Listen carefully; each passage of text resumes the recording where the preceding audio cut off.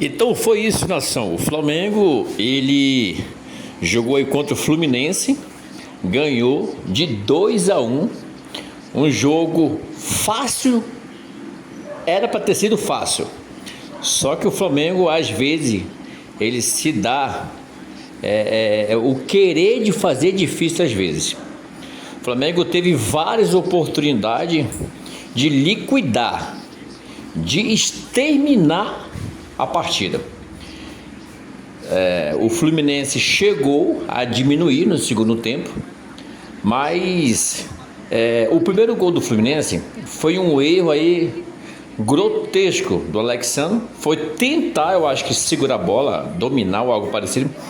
A bola acabou sendo recuado para dentro da área, para a pequena área, e o Rossi não conseguiu chegar a tempo.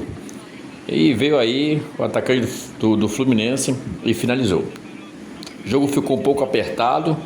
O jogo ficou para o Flamengo amarrado atrás. Não conseguia sair da defesa.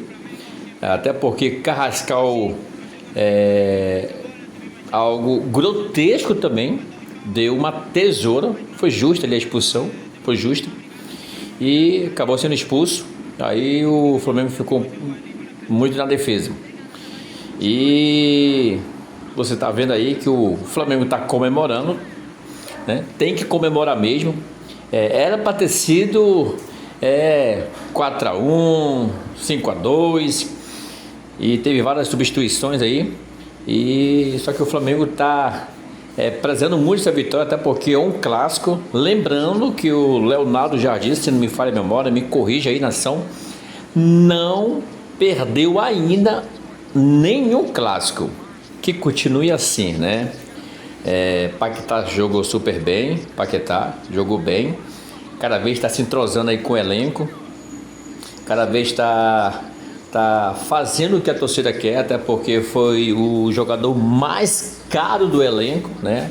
Dessa entrada, dessa janela aí. O Flamengo está com outros alvos aí, outros focos. O Henrique lá, do Zenit, outros demais. Só que o Flamengo não pode ficar somente focando em apenas um jogador, como aconteceu, né? Anteriormente aconteceu com o Flamengo tentando trazer aí o jogador, acabou sendo frustrado aí, que é o lá aquele do Cruzeiro lá, o Caio Jorge, e não veio o Caio Jorge. Mas lembrando que o Flamengo ainda está nessa luta, né? Não descartou 100%, né? E tá aí o Rossi, né? Rossi fez uma bela partida. Bem que o Fluminense não teve não foi tão agressivo assim, não foi tão afetivo assim, mas o Flamengo foi totalmente superior. Já no segundo tempo teve uma pressão, isso é normal, né? Mandante do campo aí o Fluminense, e o Flamengo agora vai estar se preparando para as próximas partidas. O Flamengo chegou aí a 20 pontos. Lembrando que está com um jogo a menos, né? E 20 pontos, se a gente contar aí, logicamente que isso aí fica aí para o próximo jogo. Mas nós que somos torcedores, nós podemos colocar, podemos pensar, podemos planejar, imaginar. O Flamengo ganhando aí esses 3 pontos, vai para 23 pontos, fica 2 pontos. Tá rolando aí o jogo aí, Corinthians e Palmeiras, o derby, né? Vamos ver o que vai acontecer. Espera aí que empate esse jogo, né? E aí tá aí o Pedro. O Pedro tá aí marcando cada vez mais a sua história, marcando cada vez mais aí como ídolo. Já ultrapassou o Gabigol. Ele é o quarto aí artilheiro do masculino do Brasil aí. Marcar aí a sua história, quebrando os recordes, né? E o Pedro é um jogo diferenciado. Eu vou fazer um vídeo do Pedro De quantos gols esse cara já fez gol de peito? Aí é gostar de fazer gol de peito. É o famoso peito artilheiro, né? O peito artilheiro. E o Pedro aí marcando história, quebrando os recordes, né? Se tornou aí o quarto jogador maior aí que passou aí pelo Flamengo aí, quebrando aí esses recordes. E o Pedro é diferenciado, junto aí com os seus companheiros que ajudaram, com certeza. E eu vou destacar aqui também um jogador que está tendo muita oportunidade, né? Leonardo Jardim está dando muita oportunidade para ele. No jogo contra o Cuscuz, era para ter sido expulso, saiu barato, muito barato. O Plata é um ótimo jogador, o Plata joga bem. O Plata, ele é um jogador que quando ele quer jogar, ele joga. Marcou bem, jogou bem, perdeu um gol na cara do gol, não pode perder, até porque eu vi muita vontade dele, já outros jogos, nesse aí também, muita vontade. Quem sabe a nação não está querendo se reconciliar, quem sabe não está com outros pensamentos, né? Não sei, deve estar com outros pensamentos, talvez de permanecer no mais querido Brasil. O Plata está tendo oportunidade. Leonardo Jardim já disse numa entrevista que ele é super importante, só que ele precisa, né, nação, ele precisa se enquadrar dentro do elenco, ele precisa pensar um pouco mais como jogador, não como um baladeiro, né? Aí você está vendo aí, olha só, o Flamengo atacou, o Flamengo teve chances, teve oportunidades, Flamengo arriscou mais e o Fluminense no primeiro tempo não jogou. O Flamengo foi dominante com a bola, né? Só que o Leonardo Jardim, ele quer produtividade. E olha só, olha esse gol, o erro aí do goleiro do Fluminense. Olha esse golaço. É jogador que pensa rápido, um jogador, o centroavante artilheiro. Quando ele veio do Fluminense, eu creio que ele não se arrependeu, até porque está fazendo história no Flamengo, quem diria, né? Fazendo história, é ídolo do Flamengo. E o Fluminense ficou aí no aperto, Flamengo apertando, olha aí, o Plata tentando o seu gol, vem aqui no escanteio e só dava Flamengo, né? Só dava Flamengo. O Flamengo tentou todo do jeito, teve chance sim de ampliar o placar, porém não aconteceu, né? Não aconteceu. Paquetá dando aí sua entrevista, né? Vem se melhorando cada vez mais no elenco do Flamengo. É um jogador muito importante, é um jogador de seleção. Eu tenho a certeza que ele vai estar na lista aí sim do Ancelotti. O Paquetá vem fazendo aí no penúltimo jogo aí, vem fazendo golaços, né? Aquele golaço lá de canhota, e lindo gol ali que sem chance para o goleiro, né? Então o Paquetá é o jogador do elenco aí principal. Agora outro que eu vou destacar aqui também, Varela tá jogando muito, nação. Varela tá marcando, Varela tá ali fazendo o seu jogo. Eu creio que o Leonardo Jardim tá muito visando isso aí. Olha aí, aí parece que estava impedido, né? E sendo que há algumas pessoas dizendo aí que o Bruno Henrique, né, tá velho, mas nesse jogador foi o Plata, velho, velho é de quem fala, né? O jogador Bruno Henrique é um jogador ídolo, um jogador versátil, rápido ainda, não está com aquela velocidade como antigamente, logicamente, mas é o cara que, sem palavras. Olha aí, ó, olha o gol, olha o peito artilheiro. quebrando recordes, quebrando barreiras e alcançando sempre o topo aí do sucesso aí. Então nisso o Flamengo teve chances e mais chances e mais chances. Aí tem aquele velho ditado de qualquer pelada, de qualquer futebol, de qualquer jogo: quem não faz, leva.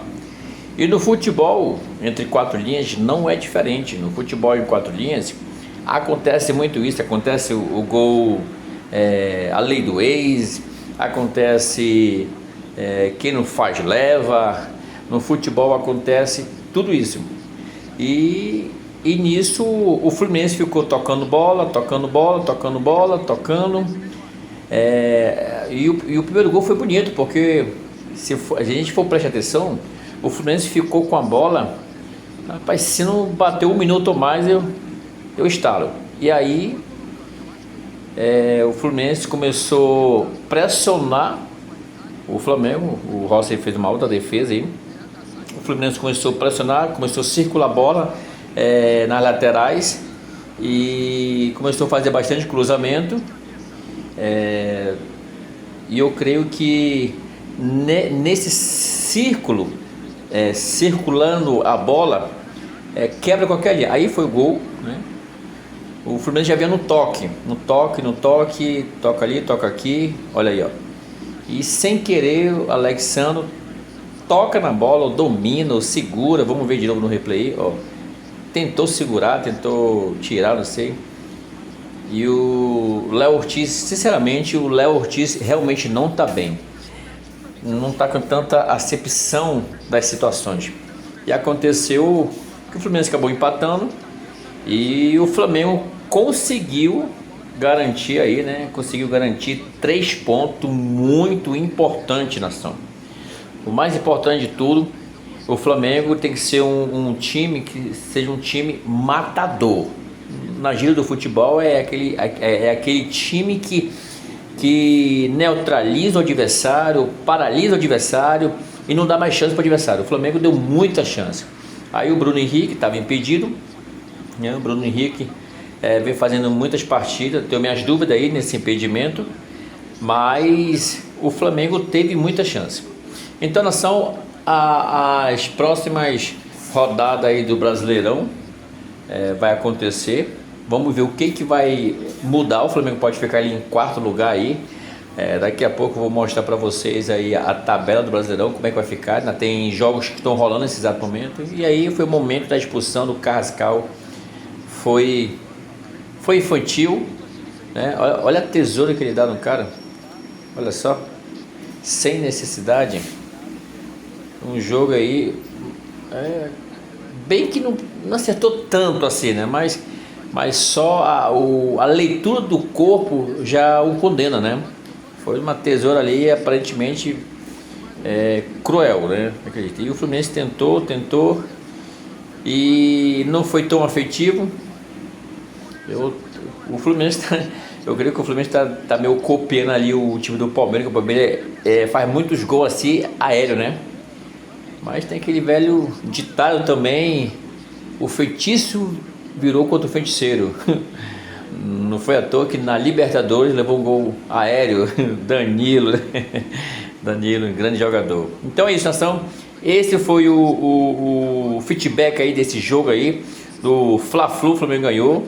O Flamengo teve uma posse de bola bastante aí também. Foi 2-1. Aparentemente parece que foi suado, mas tava fácil, modo de falar.